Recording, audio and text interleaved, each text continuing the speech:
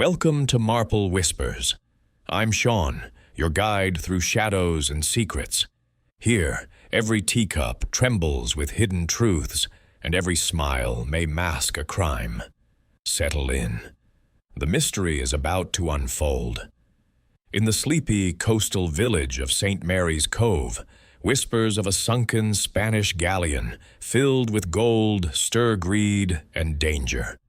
When fisherman Tom Hargreaves is found dead on the rocky shore, clutching a mysterious map, the village buzzes with suspicion.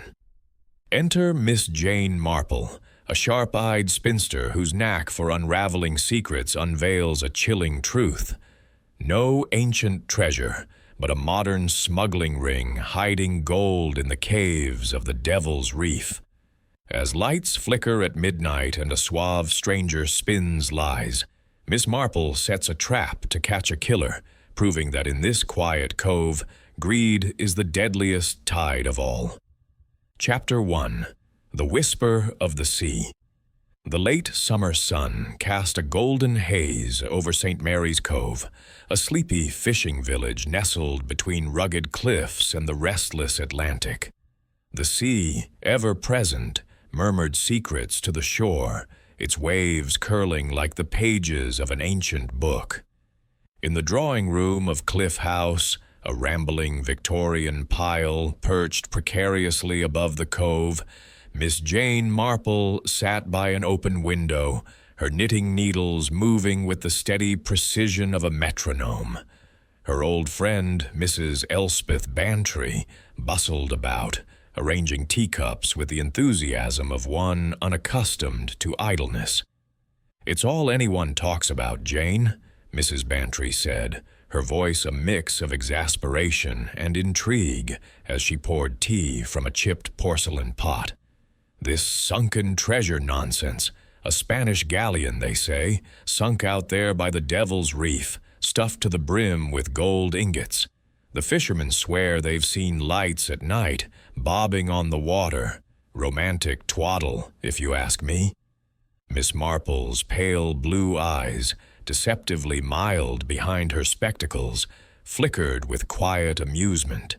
She adjusted the soft woolen shawl draped over her shoulders, her fingers never pausing in their delicate dance with the needles. "People do love a story, Elspeth," she remarked, her voice gentle but laced with a knowing edge. "A treasure ship is just the sort of tale to set tongues wagging. But stories, you know, can stir up all manner of trouble. Greed, for one thing. And greed, I find, often leads to mischief." Mrs. Bantry snorted, setting a plate of scones on the table with a clatter. "Mischief? You make it sound so quaint, Jane. But I suppose you're right. The village is positively buzzing. Why, just yesterday, old Mrs. Trelawney was telling me her late husband, the captain, spent years chasing that galleon, left her with nothing but debts and a house full of nautical charts." Miss Marple nodded, her thoughts drifting to St. Mary Mead, where village gossip had often revealed more than it intended. She was about to reply when a sharp knock at the door interrupted them. It was young Tommy, the grocer's boy, his face flushed from running up the cliff path. "Beg pardon, Mrs. Bantry," he gasped, clutching his cap. "There's news, dreadful news. Tom Hargreaves, the fisherman, he's been found dead down on the shore, by the rocks near the old jetty. They're saying he fell, smashed his head." Mrs. Bantry's hand flew to her throat. "Good heavens, poor Tom. A fall, you say? How awful." Tommy shuffled his feet, his eyes wide. "That's what the constable says, ma'am, but folk are whispering it weren't no accident. Tom was going on about that treasure, waving some old map at the pub last night. Now he's gone." Miss Marple's needles paused, just for a moment, as she absorbed the boy's words. Her expression remained serene, but her mind was already turning, sifting through the implications like sand through a sieve. "Thank you, Tommy," she said quietly. "You've been most helpful." As the boy scurried off, Mrs. Bantry sank into a chair, her face pale. "Jane, what do you make of it? Tom Hargreaves was a rough sort, always spinning yarns, but to die like that." Miss Marple resumed her knitting, the soft click of the needles filling the silence. "Accidents, Elspeth, are so often convenient," she said, her voice barely above a whisper. "Especially when a man has been talking too much about gold." Outside, the sea whispered on, its secrets safe beneath the waves. But Miss Marple, gazing out at the horizon, felt the first stirrings of a puzzle. In St. Mary's Cove, as in St. Mary Mead, human nature was never quite what it seemed. Chapter 2. The Fisherman's Tale. The Fisherman's Rest, a weathered pub crouching at the heart of St. Mary's Cove, was a place where the air hung heavy with the scent of ale and salt. Its low, beamed ceiling and smoky hearth gave it the look of a ship's cabin, and on the morning of the inquest into Tom Hargreaves's death, it was packed with villagers, their faces a mix of curiosity and unease. The coroner, a dour man from the county named Mr. Penworthy, presided over the proceedings with the air of one who found such rustic gatherings faintly distasteful. Miss Jane Marple, seated unobtrusively in a corner near the back, her knitting tucked into her lap, observed the room with her usual quiet attentiveness. Her pale blue eyes, sharp as a gull's, missed nothing, not the fidgeting hands of the barmaid, Margaret Penrose, nor the guarded glances of the fishermen huddled at the bar. The inquest had drawn nearly every soul in St. Mary's Cove, for Tom Hargreaves had been a fixture in the village, a man whose booming voice and wild stories were as much a part of the cove as the cliffs themselves. He was not universally liked. His temper and his penchant for exaggeration saw to that, but his death had cast a shadow over the village, like a storm cloud lingering on the horizon.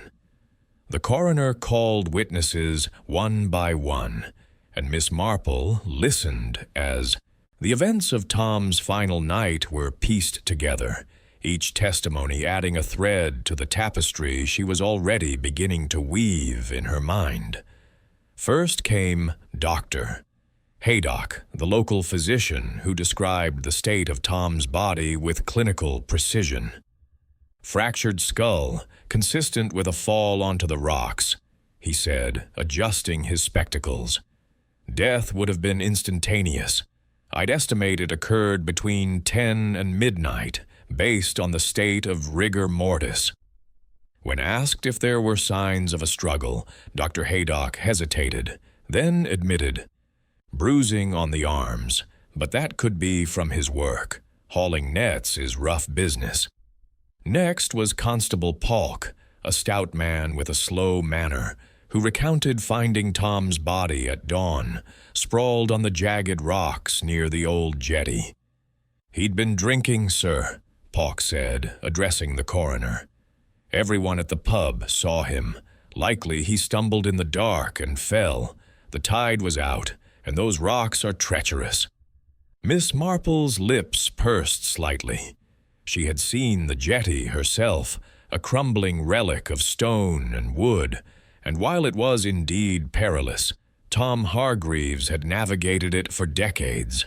A drunken stumble seemed too simple an explanation, especially for a man who, by all accounts, could hold his liquor. Her thoughts drifted to a case in St. Mary Mead, where a farmer's accidental fall into a quarry had masked a far darker truth. She made a mental note to visit the jetty herself. The most compelling testimony came from Margaret Penrose, the young barmaid at the Fisherman's Rest. She was barely 20, with a nervous air and eyes that darted about as if expecting trouble. Under the coroner's questioning, she recounted Tom's behavior the night before his death. "He was in high spirits, sir," she said, twisting her apron between her fingers. "Kept talking about the galleon, saying he'd found something out by the Devil's Reef. Showed everyone a map. Well, a bit of paper with lines on it.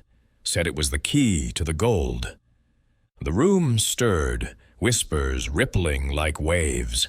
Mr. Penworthy leaned forward, his pen poised. "This map, did you see it clearly?" Margaret flushed. "Not really, sir. It was crumpled, and he waved it about so fast. But he was excited, like he'd cracked a secret. Only—" She hesitated, glancing at the fisherman by the bar. "He got quieter later, kept looking at the door, like he was expecting someone. I thought he was scared." "Scared?" the coroner pressed. "Of what?" "I don't know, sir," Margaret said, her voice barely audible. "He didn't say, but when he left, close to 10, he wasn't singing anymore. Just hurried." Miss Marple's fingers tightened around her knitting bag. Fear, she thought, was a powerful motive for both the victim and the killer. She recalled a young woman in St. Mary Mead, a housemaid who had seen something she shouldn't and whose nervous glances had betrayed her until the truth came out. Margaret's unease was not unlike that, and Miss Marple resolved to speak with her privately. The final witness was Ned Polperro, a grizzled fisherman with a face like weathered oak.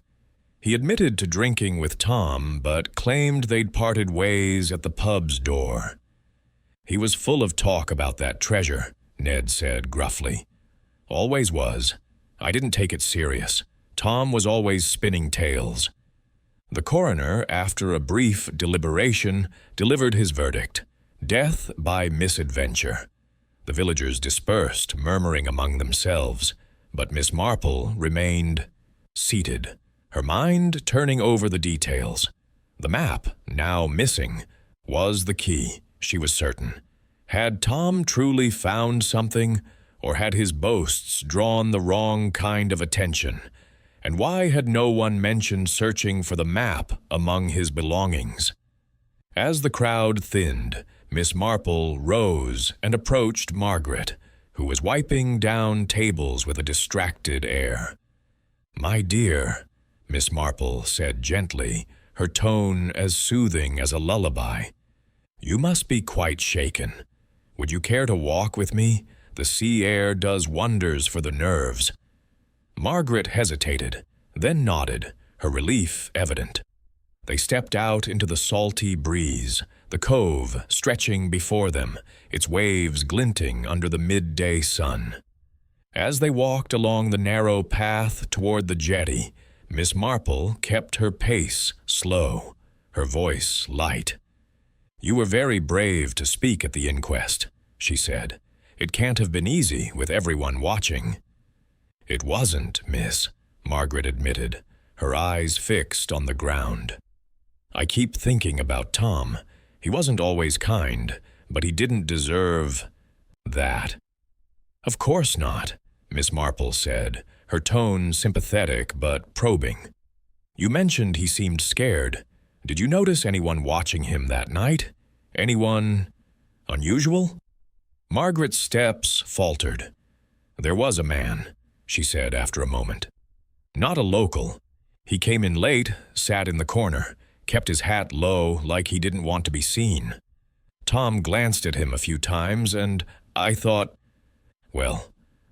Tom looked paler after." Miss Marple's heart quickened, though her face remained serene. "A stranger, you say? Did you catch his name?" "No, miss. He paid in cash and left before Tom did. But he was watching, I'm sure of it. Had a sharp look, like a hawk." They reached the jetty, where the rocks gleamed wetly in the sunlight.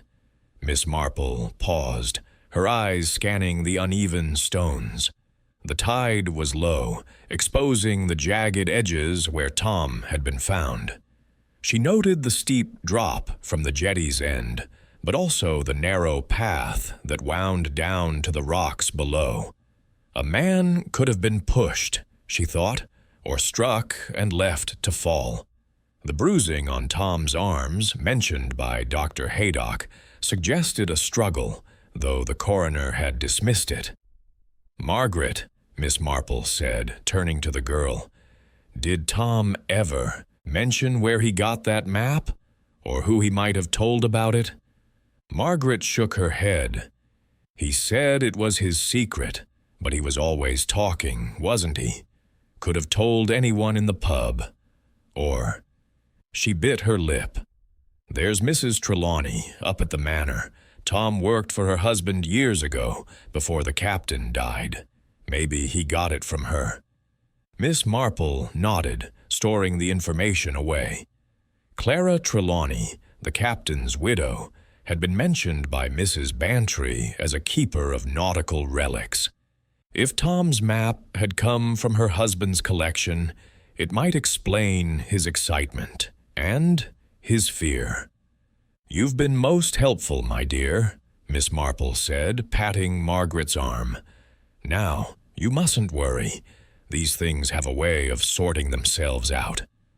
As they parted, Miss Marple lingered by the jetty, her eyes drawn to the distant Devil's Reef, a dark line against the horizon. The sea was calm now, but she knew its moods could shift, hiding secrets in its depths. She thought of the stranger Margaret had described, his sharp gaze and low hat. In St. Mary Mead, she had known men who hid their faces for reasons far from innocent. Smugglers, perhaps, or worse. The galleon's legend, with its promise of gold, was a lure that could draw all manner of opportunists. Returning to Cliff House, Miss Marple found Mrs. Bantry in the garden, fussing over her roses. "Well, Jane," Mrs. Bantry said, snipping a wilted bloom, "what did you make of the inquest?" "All that talk of maps and treasure sounds like something out of a novel." "Novels, Elspeth, are often truer than we think," Miss Marple replied, settling onto a bench. "Tom Hargreaves believed he'd found something, and someone else believed him enough to act. That map, I suspect, is at the heart of it." Mrs. Bantry's eyes widened.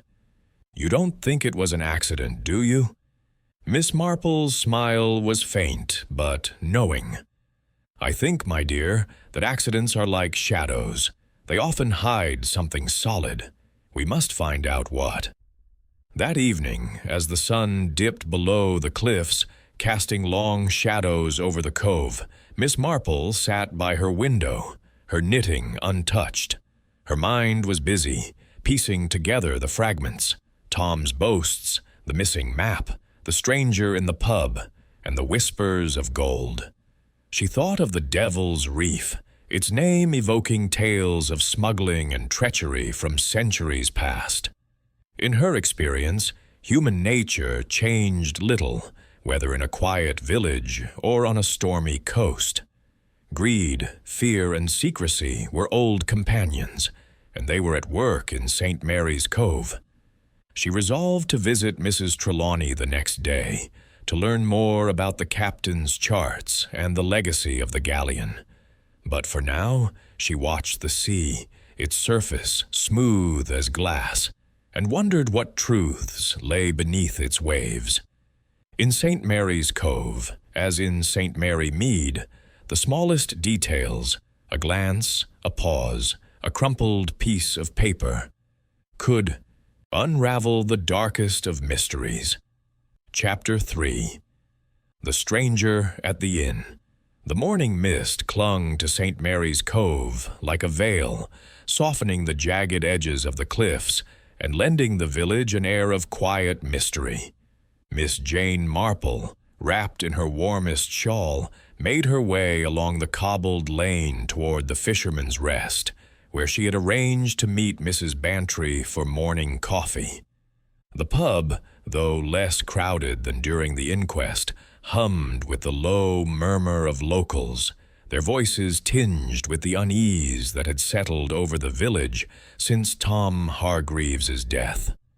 Miss Marple's mind, ever active, turned over the details of the fisherman's tale, the missing map, the flickering lights at the Devil's Reef, and the nervous glances of young Margaret Penrose.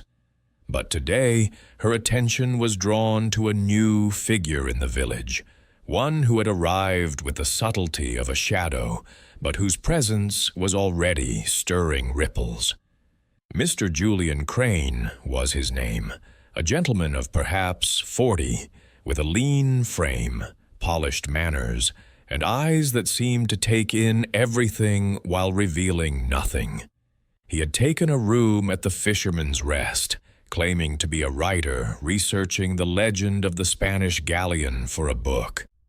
His arrival, just days before Tom's death, had not gone unnoticed, and Miss Marple, with her knack for observing human nature, found his timing intriguing. As she entered the pub, she spotted him at a corner table, his head bent over a notebook, a glass of untouched brandy at his elbow. His tailored suit and neatly knotted tie stood in stark contrast to the rough tweeds and woolen caps of the fisherman, and Miss Marple noted the way he paused to listen whenever the conversation turned to the galleon or Tom's demise. Mrs. Bantry was already seated, her cheeks flushed from the brisk walk. "Jane, you're late," she exclaimed, waving a hand. "I've ordered coffee, but it's dreadful stuff. Tastes like tar. Have you heard about this Mr. Crane? Everyone's talking about him. Says he's writing a book, but I don't know. There's something about him. Too smooth, if you ask me." Miss Marple settled into a chair, her knitting bag at her feet. "Smoothness, Elspeth, is often a mask," she said quietly, her eyes drifting to Crane. "In St. Mary Mead, we once had a visitor much like him, a scholar he called himself, but he was after something quite different. People who ask too many questions often have their own answers hidden away."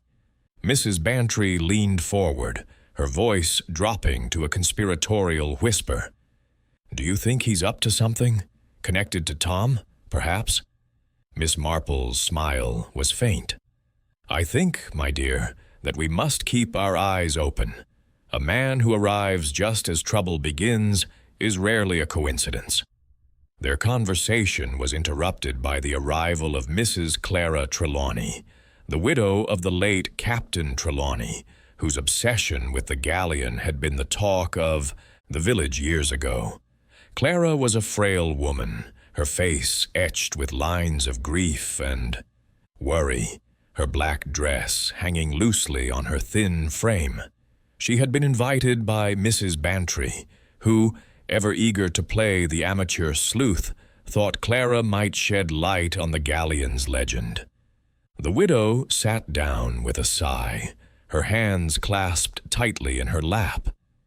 "It's kind of you to ask me here, Mrs. Bantry," Clara said, her voice trembling slightly. "I don't go out much these days. The manor's so quiet now, with just me and the ghosts of the past." Miss Marple's eyes softened with sympathy, but her mind was alert. "It must be difficult, Mrs. Trelawney," she said gently. "I understand your husband was quite taken with the story of the galleon. Did he leave behind anything that might explain the current excitement?" Clara's fingers tightened, her knuckles whitening. "Oh, yes. He was obsessed, you see. Spent his life charting the coast, diving near the Devil's Reef, certain the gold was there. He left journals, dozens of them, full of maps and notes.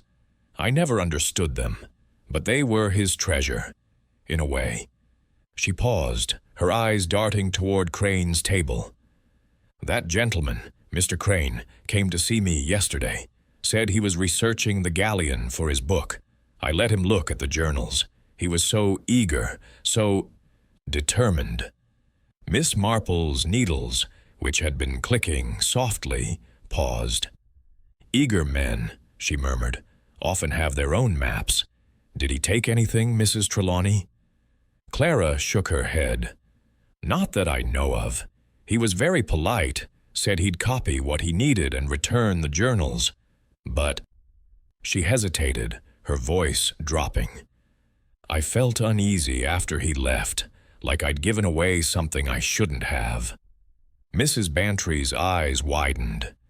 Jane, do you hear that? It's suspicious, isn't it? First Tom with his map, now this Crane fellow sniffing around Clara's journals. Miss Marple's expression remained serene, but her mind was racing. In St. Mary Mead, she had known men like Julian Crane, charming, inquisitive, and far too interested in other people's secrets. She recalled a certain art dealer who had visited the village ostensibly to buy paintings, but whose real interest lay in a stolen diamond. Crane's book, she suspected, was a convenient excuse, much like the art dealer's catalog. As the women sipped their coffee, Miss Marple's gaze returned to Crane. He was now speaking to Ned Polperro, the fisherman who had testified at the inquest. Their conversation was brief, but Miss Marple noted the way Ned's shoulders stiffened, his usual gruff demeanor replaced by a guarded wariness. When Crane rose and left the pub, his notebook tucked under his arm, Ned stared after him, his expression unreadable. Elspeth, Miss Marple said softly, I think we might take a stroll to the manor this afternoon. Mrs. Trelawney, would you mind if we looked at those journals?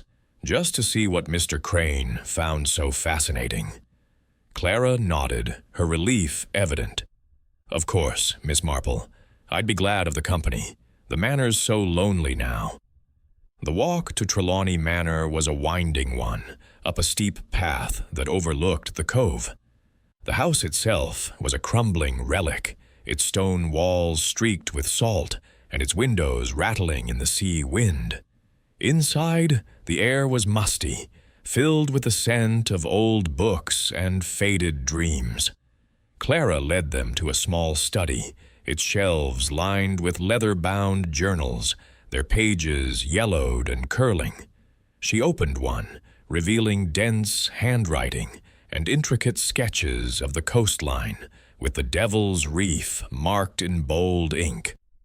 My husband believed the galleon sank there, Clara said, pointing to the reef. He thought the currents hit it, but he never found proof, just stories. Miss Marple studied the journal, her fingers tracing the lines of a map that bore a striking resemblance to the one Margaret had described Tom waving at the pub. Stories, she said thoughtfully, can be more powerful than proof. They draw people in, don't they, like moths to a flame. Mrs. Bantry, peering over her shoulder, gasped. Jane, look at this. It's practically the same as what Margaret said Tom had. Do you think he stole it from here? Miss Marple's eyes narrowed. Not stole, perhaps, but borrowed. Tom worked for the captain, didn't he? He might have seen these journals years ago, remembered them when the treasure rumors resurfaced. But if someone else knew... Her voice trailed off, her thoughts turning to the stranger Margaret had mentioned, the hawk-eyed man in the pub. As they left the manor, the sun was dipping low, casting long shadows across the cliffs. Miss Marple paused to look out at the sea, where the Devil's Reef lay like a dark promise. She thought of the lights Margaret had mentioned, flickering at night, and of Crane's keen interest in the journals. In St. Mary Mead, she had learned that strangers often brought trouble, and trouble, in her experience, followed greed. Back at Cliff House, Mrs. Bantry was full of theories, each more dramatic than the last. Jane, what if Crane is a treasure hunter or a spy? He could be working with someone planning to steal the gold. Miss Marple smiled, her knitting needles resuming their steady rhythm. Spies and treasure hunters, Elspeth, are rarely so obvious, but Mr. Crane is certainly curious. I think we must watch him closely, and we must find out who else knew about Tom's map and why it's gone. That night, as the wind howled outside, Miss Marple sat by her window, her mind sifting through the day's discoveries. The journals, the stranger, the missing map, all were pieces of a puzzle, and she was beginning to see its shape. In St. Mary's Cove, as in St. Mary Mead, secrets were like the tide. They receded only to return, bringing with them the truth. And Miss Marple, with her quiet patience, was determined to wait for it. Chapter 4. Shadows on the Cliff. The dawn broke over St. Mary's Cove with a deceptive calm, the sea glittering under a pale sky, its surface unmarred by the secrets it held. Miss Jane Marple, an early riser by habit, stood at the window of Cliff House, her shawl drawn tightly against the morning chill. Her sharp eyes followed the distant line of the Devil's Reef, where the waves broke in a ceaseless dance.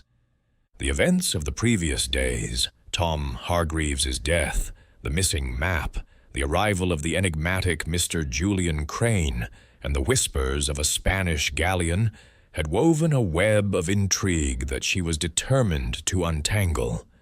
In her experience, gained from years of observing the quiet dramas of St. Mary Mead, the smallest threads often led to the heart of a mystery, and she sensed that the key to this one lay somewhere in the shadows cast by the village's cliffs.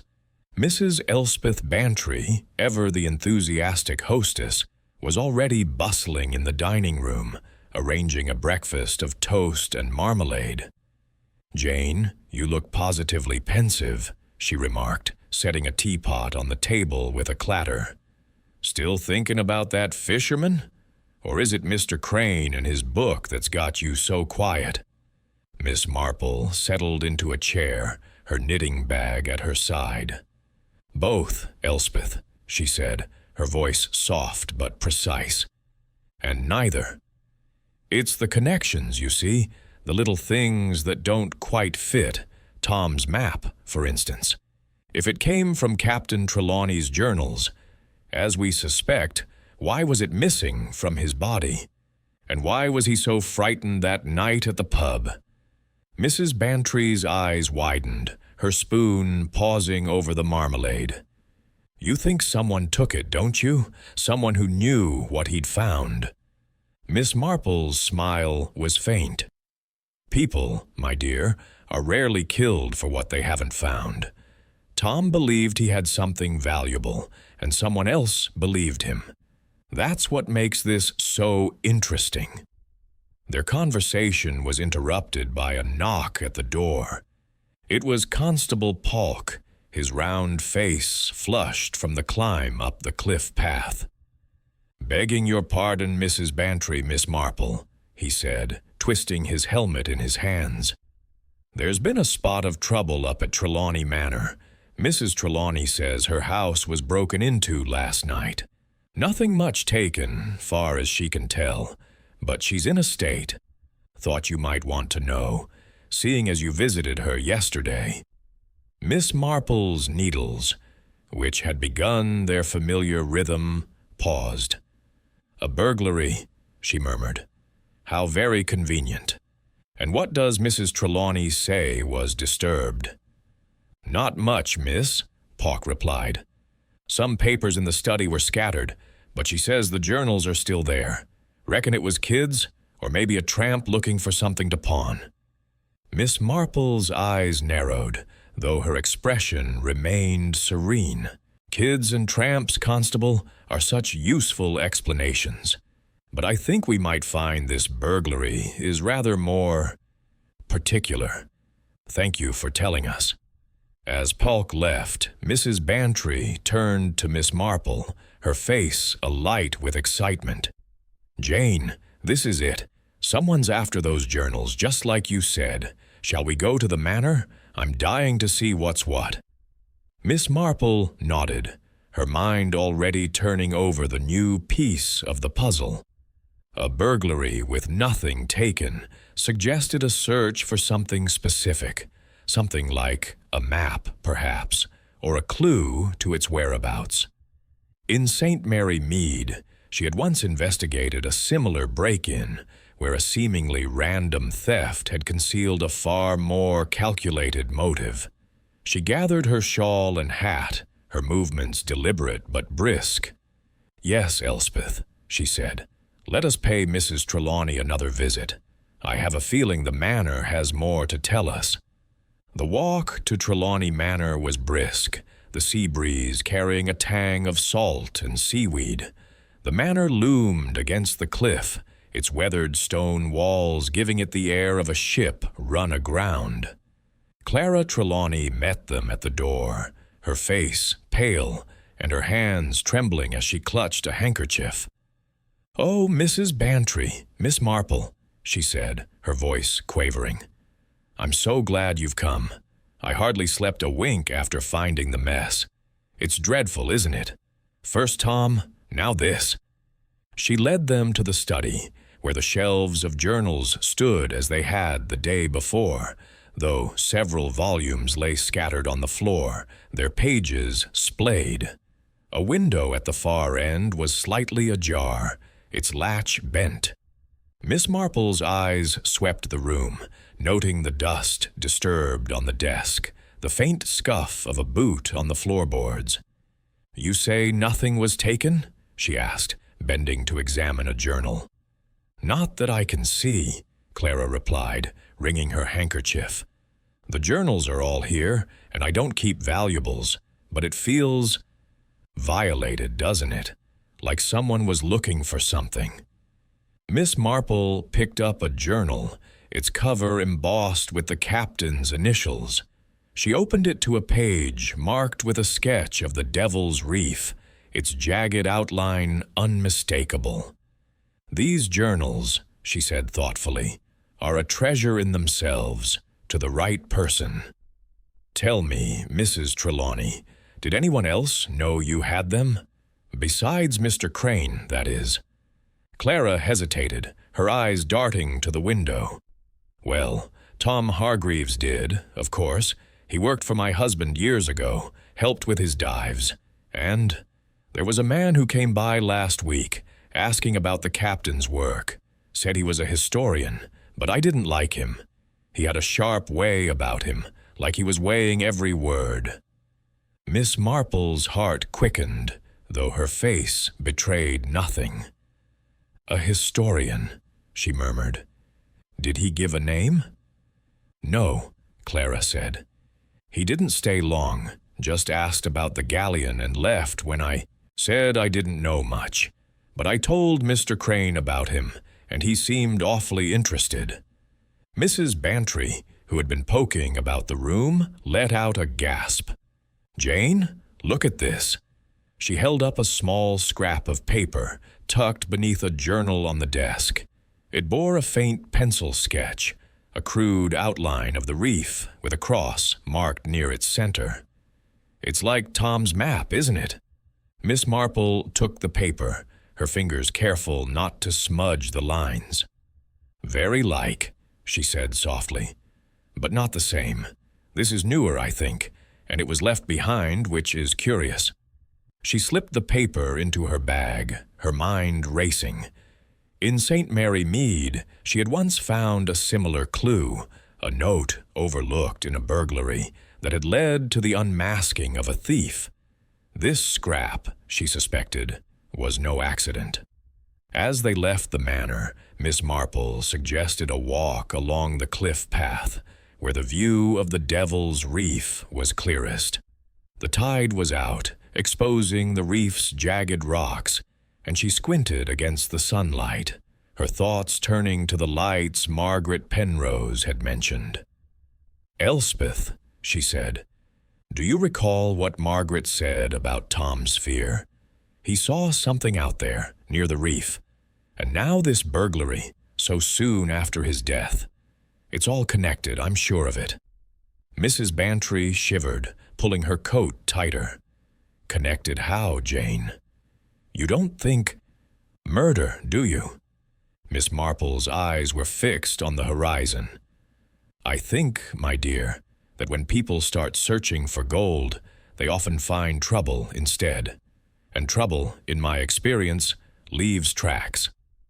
That afternoon, Miss Marple paid a visit to the village post office, where gossip flowed as freely as the tea at Cliff House. The postmistress, Miss Polglaze, was a font of local knowledge, her sharp tongue matched only by her sharper memory. Over a cup of weak tea, Miss Marple steered the conversation to Mr. Crane. "He's a curious gentleman," she said casually. "So interested in the galleon. Has he been sending many letters?"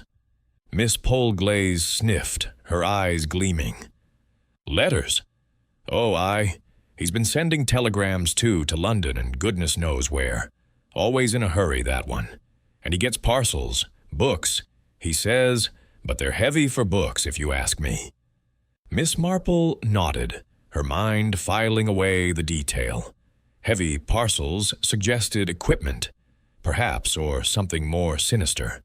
She thought of a case in St. Mary Mead, where a so-called botanist had received crates of specimens that turned out to be stolen goods. Crane's book, she suspected, was a cover for something far less academic. As evening fell, Miss Marple returned to Cliff House, where Inspector Craddock had arrived, summoned by Constable Polk to investigate the burglary. He was a young man, earnest and thorough, but inclined to dismiss village mysteries as simple crimes. "It's likely a vagrant, Miss Marple," he said, pacing the drawing room. "No theft, no real damage, just a scare, probably." Miss Marple's needles clicked steadily. "A scare, Inspector, can be as telling as a theft. Someone wanted something in that study, and I suspect it was connected to Tom Hargreaves. Have you searched the jetty where he was found? There might be traces." Craddock frowned, clearly skeptical. "We looked, of course. Nothing but rocks and seaweed. No sign of a struggle. No map. Just a drunk man who fell." Miss Marple's smile was gentle but knowing. "Drunk men, Inspector, can be pushed as easily as they fall. And maps, I find, have a way of disappearing when they're most needed." Craddock sighed, but he agreed to re-examine the jetty. As he left, Miss Marple turned to Mrs. Bantry, her eyes bright with purpose. "Elspeth, I think we must keep an eye on Mr. Crane, and we must find out who this historian was who visited Mrs. Trelawney. Secrets, you see, are like shadows. They grow longer as the day goes on." That night, as the wind rose and the sea roared against the cliffs, Miss Marple sat by her window, her knitting untouched. She thought of the scrap of paper, the disturbed journals, and the lights at the Devil's Reef. In St. Mary Mead, she had learned that mysteries were like tapestries, woven from countless threads. In St. Mary's Cove, the threads were gathering, and she was determined to follow them to their source. Chapter 5. The Smuggler's Code. The morning sun struggled through a veil of clouds over St. Mary's Cove, casting a muted light on the village's cobbled streets and weathered cottages. Miss Jane Marple, her shawl draped neatly over her shoulders, sat in the small parlor of Cliff House, her knitting needles idle for once as she sipped a cup of tea. The events of the past days, Tom Hargreaves's suspicious death, the mysterious Mr. Julian Crane, the burglary at Trelawney Manor, and the tantalizing whispers of a sunken galleon, had stirred her curiosity to a fine pitch. In her experience, gained from unraveling the quiet scandals of St. Mary Mead, mysteries were like skeins of wool. Tangled at first, but with patience, their threads could be teased apart to reveal a pattern. And in St. Mary's Cove, she sensed a pattern forming, one woven from greed and secrecy. Mrs. Elspeth Bantry burst into the parlor, her face flushed with the excitement of fresh gossip. "Jane, you'll never guess what I've heard," she exclaimed, flopping into a chair with a rustle of skirts. "Old Mr. Polglaze, the postmaster, was talking at the bakery. He says there's been strange goings-on at the Devil's Reef, boats coming and going at night, and not fishing boats either. He thinks it's smugglers, just like in the old days." Miss Marple's eyes, sharp behind her spectacles, flickered with interest. "Smugglers, Elspeth?" she said, setting her teacup down. "That's a word one doesn't hear often these days, but the old ways have a habit of lingering, don't they? Especially in a place like this, with its caves and hidden coves." Her mind drifted to a long-ago incident in St. Mary Mead, where a poacher's nighttime excursions had concealed a far more sinister trade. "I think," she added, "a visit to the village library might be in order. There's history here, and history often holds the key to the present." The library of St. Mary's Cove was a modest affair, tucked into a corner of the village hall, its shelves sagging under the weight of dusty tomes and yellowed records. Miss Marple, accompanied by a reluctant but curious Mrs. Bantry, spent the morning poring over local histories, her fingers tracing the faded ink of parish registers and maritime logs. The librarian, a prim woman named Miss Trevelyan, hovered nearby, eager to assist. "Not many come looking for the old stories," she said, adjusting her glasses. "But this coast has seen its share of mischief, smuggling mostly back in the 18th century. The Devil's Reef was a favorite spot for hiding contraband. Caves out there, you see, only reachable at low tide." Miss Marple nodded, her attention fixed on a crumbling volume titled Chronicles of St. Mary's Cove. It detailed the village's smuggling past, describing how locals had used the reef's labyrinthine caves to stash brandy, tobacco, and even gold to evade the excisemen. One passage caught her eye, a reference to a code used by smugglers to signal safe landings, involving lanterns flashed in specific patterns. "Fascinating," she murmured, her mind turning to the lights Margaret Penrose had seen flickering near the reef. "Smugglers, you see, Elspeth, are practical people. They leave nothing to chance. A code, a signal, it's all very organized." Mrs. Bantry, leafing through a book of nautical charts, looked up with a frown. "But Jane, that was centuries ago. You don't think smugglers are still at it, do you? With all this talk of gold, I thought it was about the galleon." Miss Marple's smile was gentle, but knowing. "The galleon, my dear, is a story, a very convenient story. Stories can hide things, like a curtain drawn across a window. I suspect the truth is more modern." She closed the book, her thoughts racing. In St. Mary Mead, she had once uncovered a ring of black market traders who used an old legend about buried treasure to distract from their dealings. The Devil's Reef, with its history of smuggling, might well be serving a similar purpose. That afternoon, Miss Marple suggested a visit to the Fisherman's Rest, where the pulse of village gossip beat strongest. The pub was quieter than during the inquest, but a handful of fishermen lingered at the bar, their voices low and guarded.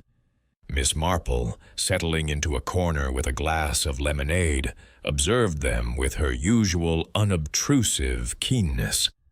Among them were Ned Polperro and Silas Tregear, two men who had been with Tom Hargreaves on his final night. Their conversation, though hushed, carried snatches of words that piqued her interest. The boss, midnight, and the reef.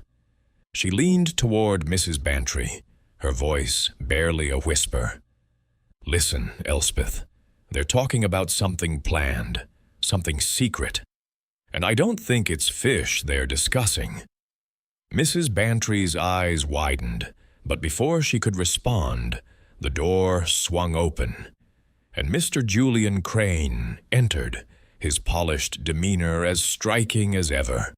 The fishermen fell silent, their glances darting toward him before returning to their drinks. Crane, seemingly oblivious, ordered a brandy and took his usual seat by the window, his notebook open before him. Miss Marple noted the way Ned's hand tightened around his glass, the way Silas shifted uncomfortably. There was tension here, she thought, and Crane was at its center. Approaching the bar under the pretense of ordering another lemonade, Miss Marple engaged Margaret Penrose in quiet conversation. The barmaid, still nervous from the inquest, was eager to talk. "It's been strange, miss," she confided, wiping a glass. "Ned and Silas, they've been jumpy since Tom died, always whispering, always watching the door. And that Mr. Crane, he's been asking questions too. Wanted to know about Tom's map, where he went that night." Miss Marple's heart quickened, though her face remained serene. "Did he, now?" she said softly. "And what did you tell him, my dear?" "Nothing, miss," Margaret said, her cheeks flushing. "I didn't know anything to tell, but he kept at it, all polite-like, but sharp, like he was fishing for something." Miss Marple nodded, her mind turning to her nephew, Raymond, who had once described a London smuggler who used charm to extract secrets. Crane's questions, she suspected, were not those of a mere writer. "You did well to be cautious, Margaret," she said, patting the girl's hand. "Some fish bite harder than others." As they left the pub, Miss Marple's thoughts were interrupted by a sudden commotion down by the harbor. A crowd had gathered near the jetty, where Constable Polk was questioning a young boy, Tommy Polglaze, the postmaster's grandson. The boy, wide-eyed and breathless, was clutching a small, tarnished object, a brass compass, its glass cracked. "Found it on the rocks, sir," he was saying, "near where Tom was found. Thought it might be important." Miss Marple, drawing closer, examined the compass with interest. It was old, its engravings worn, but a faint monogram caught her eye. J.T., likely John Trelawney, the late captain. "Very interesting," she murmured, her mind racing. Had Tom carried this compass, perhaps taken from the manor years ago? Or had it been dropped by someone else, someone who had been at the jetty that night? Inspector Craddock, who had joined the scene, took the compass with a skeptical frown. "Probably washed up from the sea," he said. "Old junk, nothing more." Miss Marple's smile was polite but firm. "Old junk, Inspector, can tell stories. You might have it examined.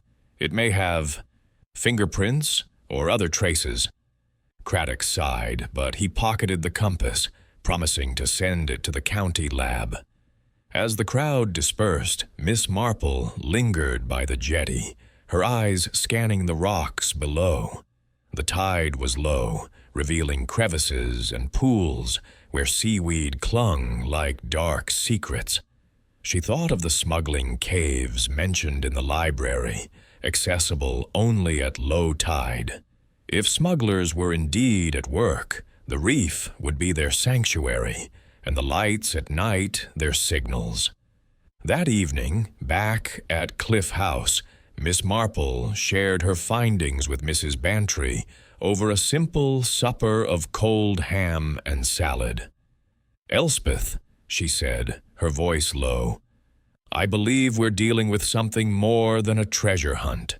The galleon's gold is a lure, but the real prize is something else, something hidden in those caves. Smugglers, perhaps, as Mr. Polglaze suggested, and Tom Hargreaves, poor man, stumbled onto their secret." Mrs. Bantry's fork paused midway to her mouth. "Smugglers? Jane, you can't be serious. What would they be smuggling? Brandy? Tobacco? Miss Marple's eyes twinkled. Or gold, Elspeth. Not from a galleon, but from more contemporary sources. Gold is heavy, you know, and valuable. It's been smuggled before, to avoid taxes or worse. In St. Mary Mead, we once had a jeweler who dealt in stolen gems, using a local legend to cover his tracks. I suspect something similar here. Mrs. Bantry leaned forward, her voice a whisper. And Crane? You think he's involved? I think, Miss Marple said, that Mr. Crane is not writing a book. He's searching for something, and he's not alone. Those fishermen, Ned and Silas, they know more than they're saying. And that compass, it ties back to the manor, to the captain's legacy. As night fell, Miss Marple sat by her window, watching the sea. The horizon was dark, but she imagined the flicker of a lantern signaling in the smuggler's code. In St. Mary Mead, she had learned that secrets were like currents, pulling everything toward the truth. In St. Mary's Cove, the currents were strong, and she was determined to follow them wherever they led. Chapter 6. The Map in the Margin. The air in St. Mary's Cove carried a restless edge, as if the sea itself were whispering warnings to the cliffs. Miss Jane Marple, seated in the cozy parlor of Cliff House, felt the weight of the mystery pressing upon her. Her knitting lay untouched in its basket, a rare occurrence, as her mind sifted through the threads of the past days. Tom Hargreaves's untimely death, the elusive Mr. Julian Crane, the burglary at Trelawney Manor, and the tantalizing hints of smuggling linked to the Devil's Reef. Each clue was a piece of a puzzle, and Miss Marple, with her knack for seeing patterns where others saw only chaos, sensed they were drawing closer to the heart of the matter. In St. Mary Mead, she had often found that the smallest detail, a misplaced letter, a fleeting glance, could unravel the tightest knot, and she was determined to find such a detail here. Mrs. Elspeth Bantry, ever eager for intrigue, burst into the parlor with a tray of tea and scones, her eyes bright with news. "Jane, you'll never believe it," she exclaimed, setting the tray down with a clatter.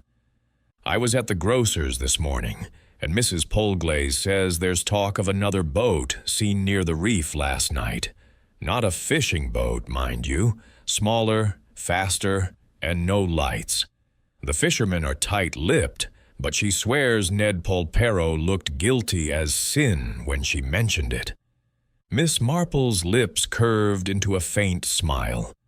"Guilt, Elspeth, is a heavy burden, and it shows in the eyes. Ned and Silas, I suspect, know more than they've let on. But it's the boat that interests me. Unlit, you say? That's deliberate, isn't it? Like a signal. Or a secret." Her thoughts drifted to a case in St. Mary Mead, where a poacher's lantern had betrayed a midnight rendezvous. The Devil's Reef, with its history of smuggling, seemed the perfect stage for such clandestine activities. Determined to pursue the lead, Miss Marple proposed a visit to Trelawney Manor, where Clara Trelawney had promised to show them more of her late husband's papers. "There may be something we missed," Miss Marple said, gathering her shawl. "A map, a note, something that ties Tom's death to the reef. And I'd like to know more about this historian who visited Clara. Strangers, in my experience, rarely come to a village without purpose." The walk to the manor was brisk, the sea breeze sharp with the promise of autumn. Clara greeted them at the door, her face pale but composed, though her hands trembled as she led them to the study. The room was much as they had left it, the shelves heavy with journals, but Clara had spent the morning sorting through a small box of papers, overlooked during the burglary. "These were in a trunk in the attic," she said, setting the box on the desk. "I hadn't looked at them in years. Just odds and ends, letters, receipts, some of John's old notes.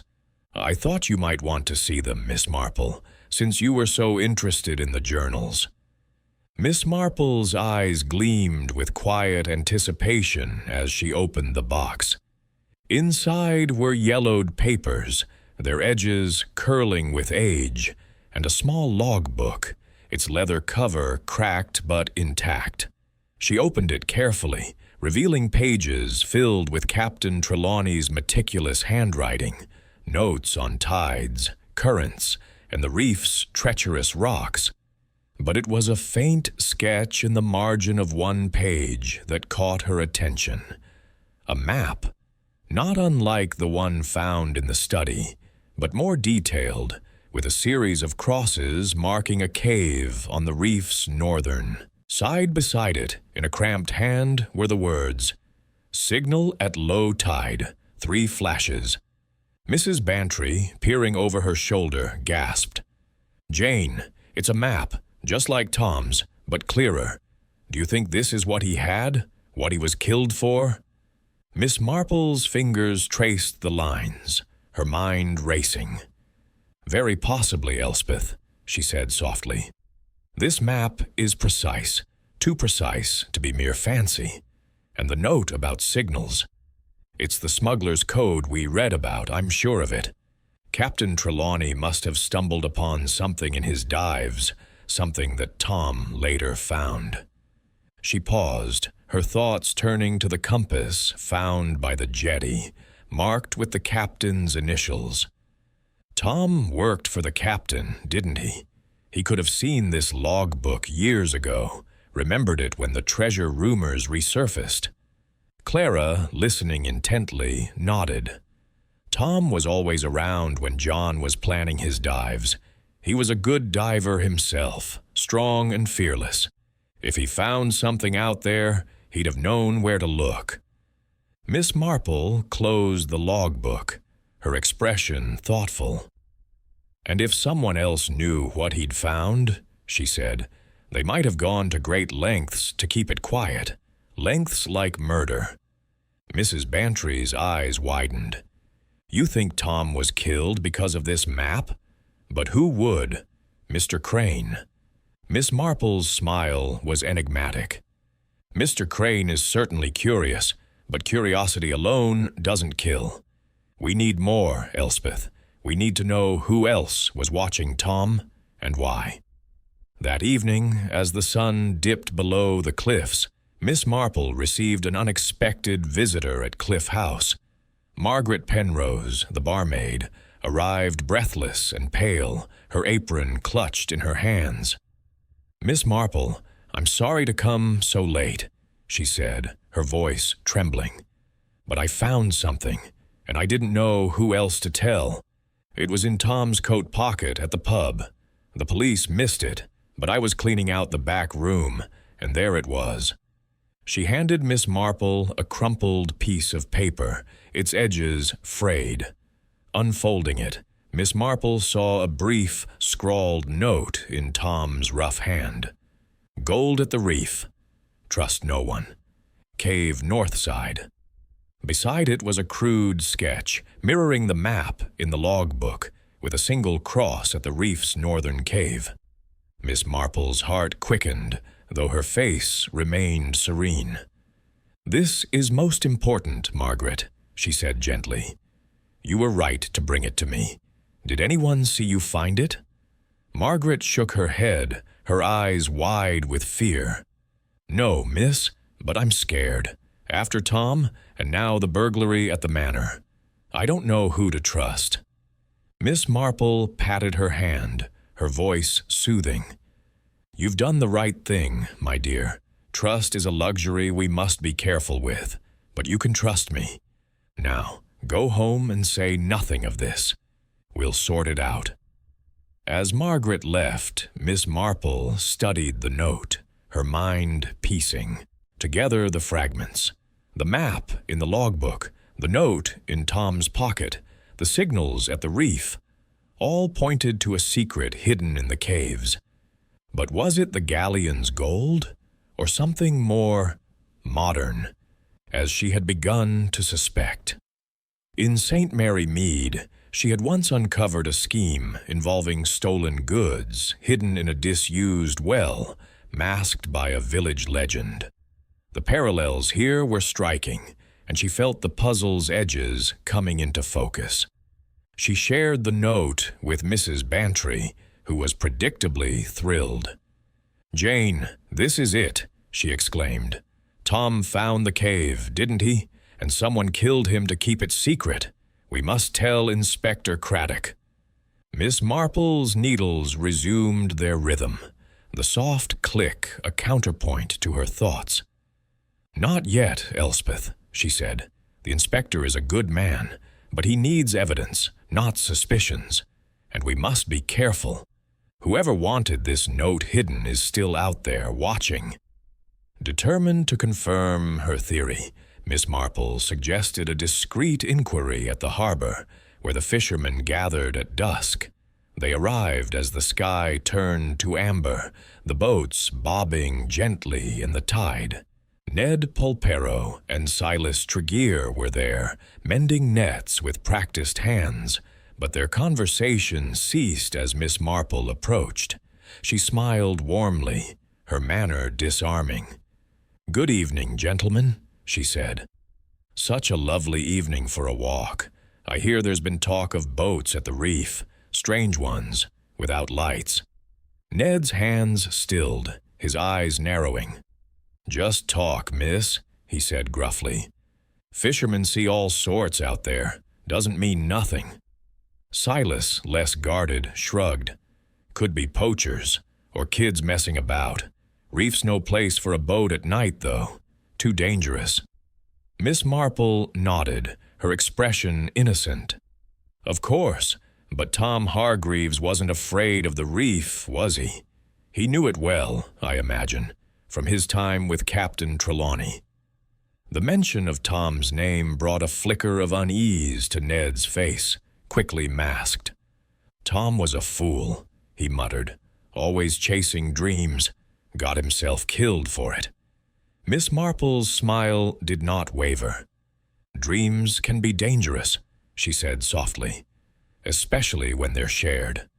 She thanked them and moved on, but not before noting the glance they exchanged, a glance that spoke of secrets held too tightly. Back at Cliff House, Miss Marple sat with the logbook and Tom's note, comparing the two. The maps were nearly identical, both pointing to the northern cave. The note's warning, "Trust no one," echoed in her mind, a reminder of the danger lurking in the village. She thought of Mr. Crane, his polished charm and persistent questions, and of the mysterious historian who had visited Clara. In St. Mary Mead, she had learned that secrets were like shadows, cast by those who wished to remain unseen. Here the shadows were lengthening, and she was determined to step into their light. As the night deepened, Miss Marple gazed out at the sea, where the Devil's Reef lay hidden in the darkness. Somewhere out there, she knew, was the truth, a truth tied to a cave, a signal, and a man who had died for what he knew. In St. Mary's Cove, as in St. Mary Mead, the past and present were intertwined, and Miss Marple, with her quiet persistence, would unravel their threads. Chapter 7. The Trap at the Tide. The twilight over St. Mary's Cove was a study in contrasts, with the sea glowing like molten silver. Under the fading sun, while the cliffs cast long, ominous shadows across the shore, Miss Jane Marple, her shawl pulled tightly against the evening chill, sat in the parlor of Cliff House, her knitting untouched as her mind wove together the threads of the mystery that had consumed the village. Tom Hargreaves's death, the missing map, the burglary at Trelawney Manor, the flickering lights at the Devil's Reef, and the enigmatic presence of Mr. Julian Crane. all pointed to a secret hidden in the caves, one that had cost a man his life. In St. Mary Mead, Miss Marple had learned that secrets, like tides, could not be held back forever, and she sensed that the truth was nearing its high water mark. Mrs. Elspeth Bantry, ever the eager accomplice, burst into the room with a rustle of skirts, her face alight with anticipation. "Jane, I've been thinking about that note from Tom's pocket," she said, setting a tray of tea on the table. "Gold at the reef. Trust no one." It's chilling, isn't it? And that map in the captain's logbook. Do you really think it's smugglers, like in the old days? Miss Marple's eyes, sharp behind her spectacles, met Mrs. Bantry's with a quiet intensity. "I think, Elspeth, that the past and present are not so different as we imagine. Smugglers, you see, are practical people. They use what works. A cave, a signal, a dark night, and gold, whether from a galleon or a more modern source, is a powerful lure." Her thoughts drifted to a case in St. Mary Mead, where a seemingly innocent grocer had used an old mill to hide stolen goods. The parallels here were unmistakable, and she was determined to test her theory. The discovery of Tom's note and the captain's logbook had crystallized Miss Marple's suspicions. The map in the margin, with its precise markings of the northern cave, and the note's warning suggested that Tom had stumbled upon something dangerous, something worth killing for. The lights at the reef, the guarded whispers of Ned Polperro and Silas Tregear, and Mr. Crane's persistent inquiries all pointed to an operation hidden in plain sight, cloaked by the village's obsession with the galleon's legend. But to prove it, Miss Marple needed evidence, and evidence, she knew, required a trap. She turned to Mrs. Bantry, her voice calm but resolute. "Elspeth, I think we must speak to Inspector Craddock. The reef is the key, and if we're to catch those responsible, we must catch them in the act. A watch at low tide, I believe, might reveal more than any inquest." Mrs. Bantry's eyes widened, her teacup pausing midway to her lips. "A watch? Jane, you mean to set a trap? Oh, how thrilling! But won't it be dangerous?" Miss Marple's smile was faint but firm. "Danger, my dear, is often the price of truth, but we shall be careful. The inspector, I'm sure, will see to that." The following morning, Miss Marple paid a visit to the village police station, a small stone building overlooking the harbor. Inspector Craddock, a young man with a practical mind but a growing respect for Miss Marple's insights, listened as she outlined her plan. She showed him the note from Tom's pocket and the logbook's map, explaining her theory about the smuggling operation. "The lights at the reef, Inspector," she said, "are signals, just as they were in the old smuggling days. I believe Tom saw something he shouldn't have, a boat, perhaps, or a transaction. If we watch the reef tonight at low tide, we may see it too."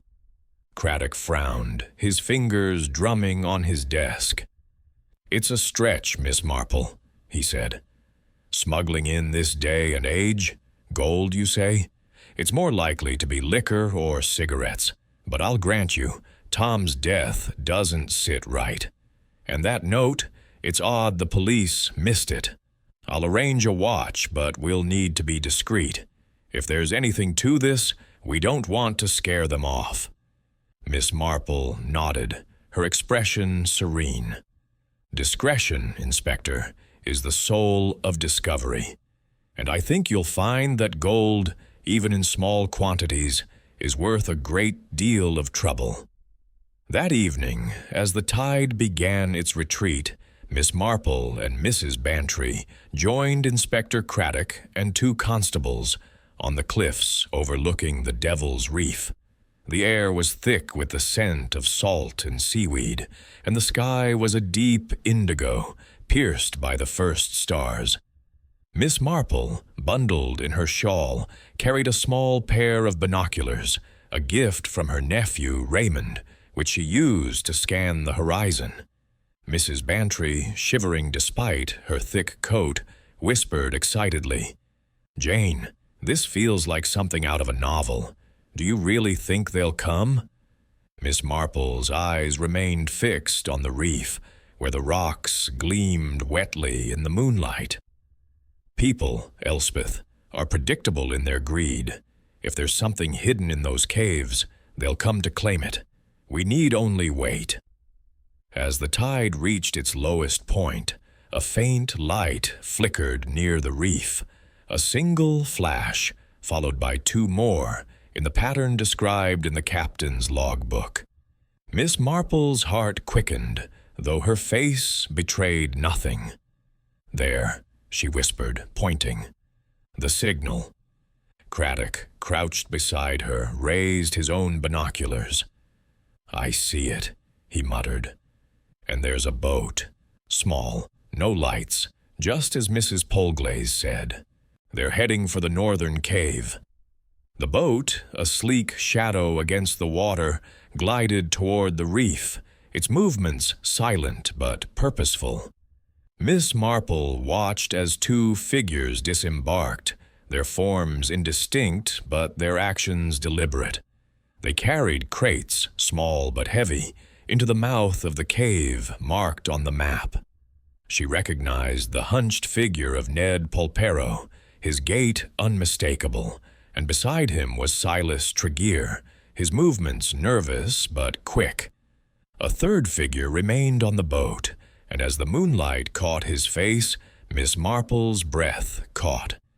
Mr. Julian Crane, his polished demeanor replaced by a tense alertness. Craddock signaled to his constables, who moved silently down the cliff path, their lanterns dimmed. Miss Marple and Mrs. Bantry stayed back, watching from the safety of the cliffs, but Miss Marple's mind was racing. The crates, she suspected, contained not the galleon's gold, but modern ingots, smuggled to evade taxes or scrutiny. Crane, with his talk of writing a book, had been the mastermind, using the galleon's legend to distract from his operation. Tom Hargreaves, she realized, had seen too much, perhaps a delivery like this one, and had paid the ultimate price. The constables reached the shore, their movements swift and coordinated. A shout rang out, followed by the sound of running feet. Ned and Silas, caught unloading the crates, froze as the lanterns flared, illuminating their faces. Crane, still on the boat, attempted to flee, but Craddock's men were prepared, blocking his escape with a second boat hidden behind the rocks. The struggle was brief, and within minutes, all three men were in custody, their crates seized. Miss Marple, watching from above, felt a quiet satisfaction. "It's over, Elspeth," she said, her voice soft. "But not quite finished. We must see what's in those crates." The crates, when opened at the police station, revealed exactly what Miss Marple had suspected. Gold ingots, unmarked and heavy, their surfaces gleaming with a cold, modern precision. Craddock, examining them, shook his head in disbelief. "Smuggled gold," he said. "Not a galleon's treasure, but worth a fortune all the same. You were right, Miss Marple. They were using the reef's caves to hide it, just like the old smugglers." Miss Marple nodded, her eyes on the ingots. And Tom Hargreaves, poor man, stumbled upon their secret. His map, his talk of gold. It wasn't the galleon he'd found, but this, and they couldn't let him live to tell it. Mrs. Bantry, standing nearby, was practically bouncing with excitement. "Jane, you're a marvel. But how did you know? And Crane, how did he fit in?" Miss Marple's smile was gentle but knowing. "People, Elspeth, are so often what they seem, and yet not. Mr. Crane's book was a fiction, but his greed was real. He used the galleon's legend to cover his tracks, just as Ned and Silas used their fishing boats. In St. Mary, Mead, I once knew a man who posed as a vicar to smuggle stolen paintings. The principle is the same: hide in plain sight.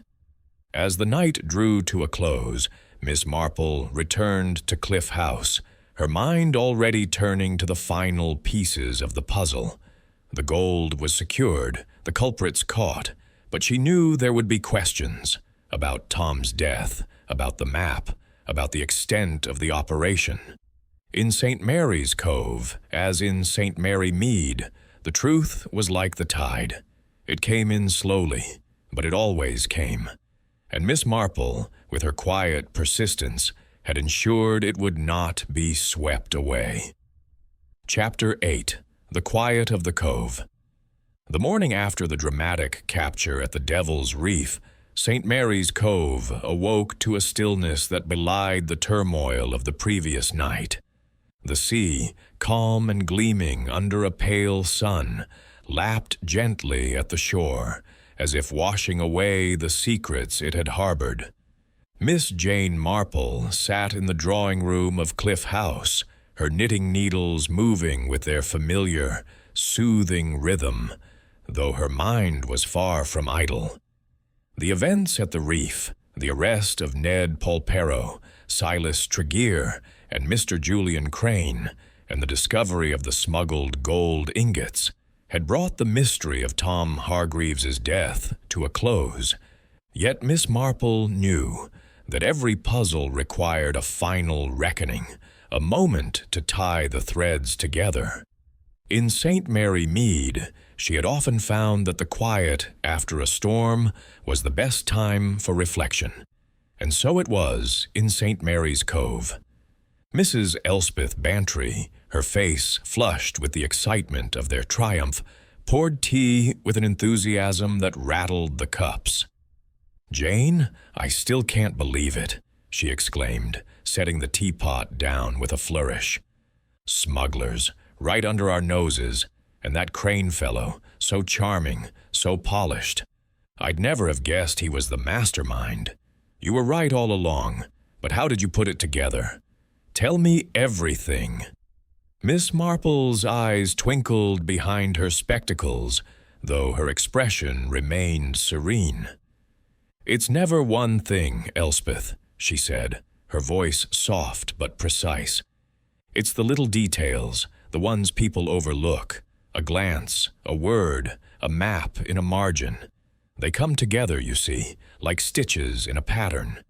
And human nature, of course, it's always the same, whether in St. Mary Mead or here by the sea." She paused, her needles clicking steadily.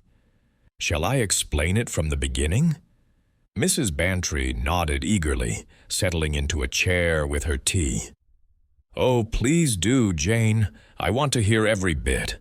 Miss Marple set her knitting aside, her hands folding neatly in her lap. "It began with Tom Hargreaves," she said, "a fisherman, known for his stories, but not a fool. He was boasting about a map, waving it at the Fisherman's Rest, claiming he'd found the key to the galleon's gold. But Tom wasn't talking about a sunken ship, though he may have believed it at first. He'd found something far more real: gold ingots hidden in the caves of the Devil's Reef. He'd worked for Captain Trelawney years ago, you see, and he knew the reef's secrets, its caves and currents.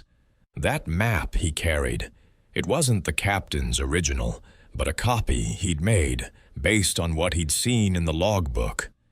Mrs. Bantry leaned forward, her eyes wide. "The logbook we found at the manor, with the sketch of the reef and the signal. 3 flashes at low tide." "Exactly," Miss Marple said, nodding. "Tom recognized the map from his time with the captain. When the village began buzzing with talk of the galleon, he must have remembered those caves, perhaps even explored them. And there he found the crates, not ancient treasure, but modern gold, smuggled to avoid taxes or scrutiny. It's a lucrative trade, Elspeth, and not uncommon. In St. Mary Mead, I once knew a man who smuggled diamonds under the guise of selling rare books. The principle here was the same: use a legend to hide the truth. Mrs. Bantry's teacup clattered in its saucer. So Tom found their hiding place, but why kill him? Miss Marple's expression grew somber. Tom was a talker, my dear. He couldn't resist boasting, showing off his map, hinting at gold. But he was also afraid. Margaret Penrose saw it in his eyes that night at the pub. He knew he'd stumbled onto something dangerous, something bigger than himself. His note, "Gold at the reef, trust no one," was a warning, perhaps to himself. He'd seen the boat, the signals, the men at work, and they saw him. Mrs. Bantry shivered. "Ned and Silas, you mean? They were in on it?" Miss Marple nodded. Ned Polperro and Silas Tregear were part of the operation, but not its leaders. They were fishermen, practical men, easily drawn in by the promise of profit.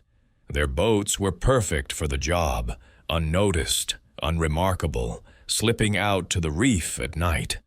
But they were nervous, as Margaret noticed, always watching, always whispering about the boss.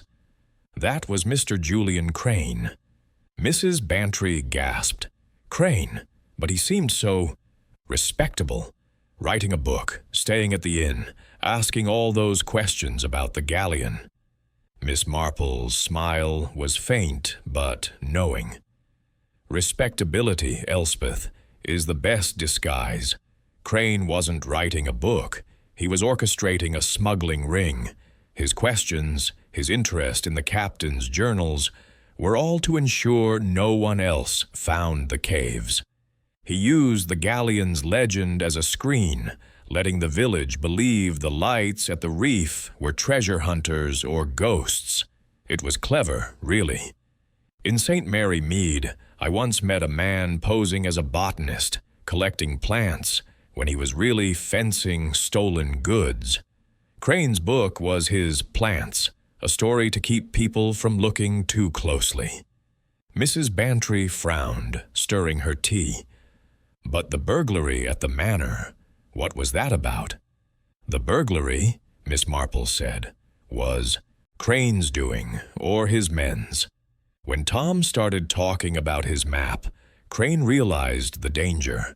Tom had likely shown it around, perhaps even mentioned the captain's journals. Crane visited Clara Trelawney, charming her into showing him the journals, but he needed to be sure no one else would find the map in the logbook.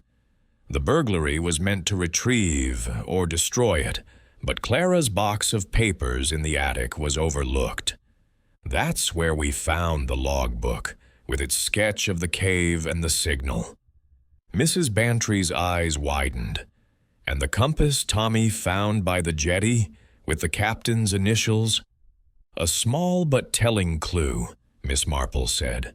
It belonged to Captain Trelawney, I'm sure, and Tom must have kept it as a memento from his diving days. He may have had it with him that night, perhaps dropped it in a struggle. The bruising on his arms, noted by Dr. Haydock, suggests he didn't fall by accident. He was struck, pushed, or held, likely by Ned or Silas, on Crane's orders. They couldn't risk him exposing their operation. Mrs. Bantry shook her head, marveling.